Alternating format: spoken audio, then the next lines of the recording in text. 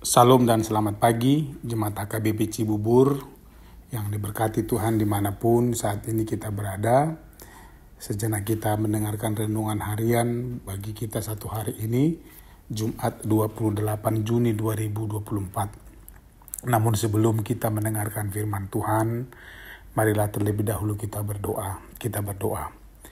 Kasih karunia dan damai sejahtera dari Allah Bapa dan dari anaknya Tuhan Yesus Kristus kiranya menyertai kamu sekalian.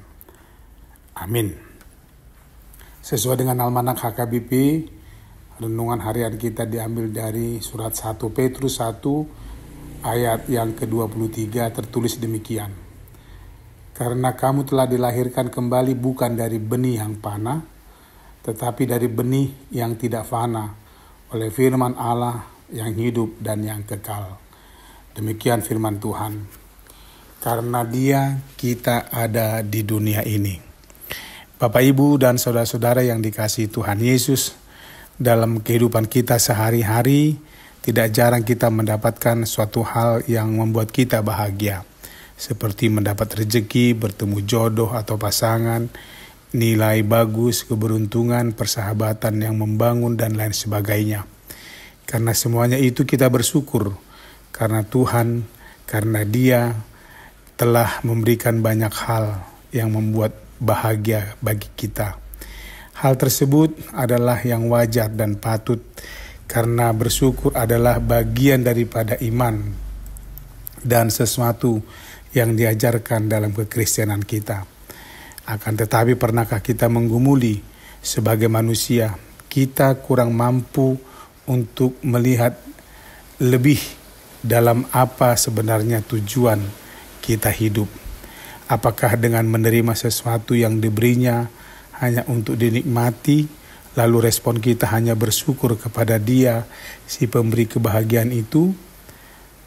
Sebab segala sesuatu yang kita terima dan dapatkan dari dunia ini adalah sebagai pelengkap dan fungsinya untuk melengkapi perjalanan kehidupan kita.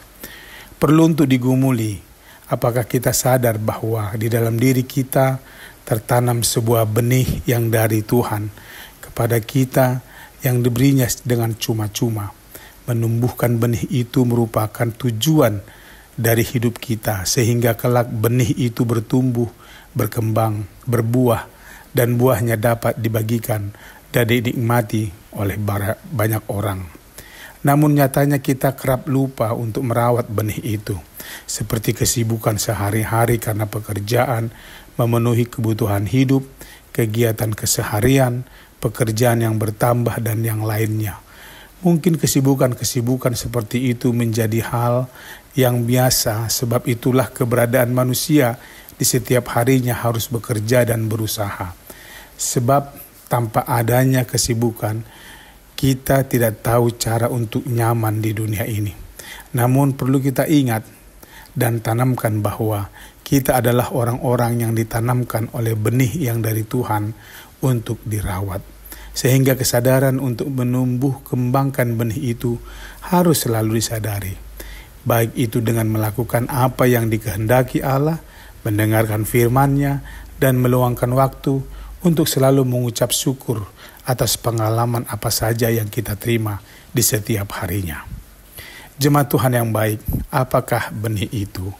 Benih itu adalah firman yang ditanamkan di dalam diri kita, yang pada suatu ketika akan menghasilkan buah yang berlipat ganda banyaknya, bahkan lebih dari yang sanggup kita pikirkan.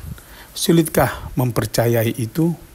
Mari kita melihat kembali hidup kita, apakah benih itu sudah benar-benar tumbuh dalam kehidupan kita masing-masing.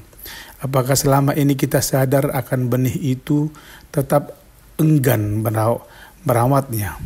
Sebagai orang yang beriman, kita diharapkan untuk hidup kreatif dalam menumbuhkan benih itu.